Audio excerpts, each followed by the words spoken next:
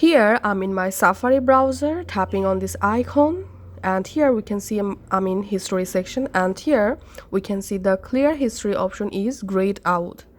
And I'm going to my iPhone settings and going to Safari settings. In Safari settings, I'm scrolling down. Also here we can see the clear history and website data option is grayed out. Now I'll show you how you can easily fix this problem. So the first solution is, from your iPhone settings app, you have to tap on screen time and tap on content and privacy restrictions. In here, tap on App Store, Media, Web and Games. And here tap on Web Content. And here you have to select Unrestricted. Enter here your screen time passcode. And once you select it here, Unrestricted, now I'm going to relaunching my Safari browser.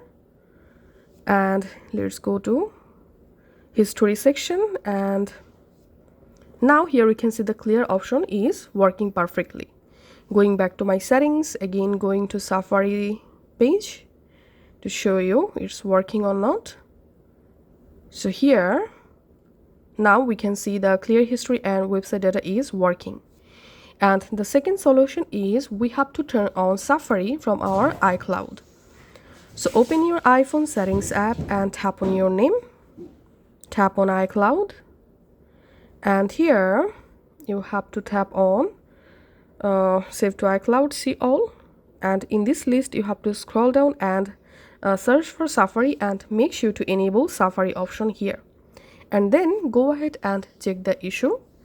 After following these two solutions, if you're still not delete Safari data, then you have to restart your iPhone.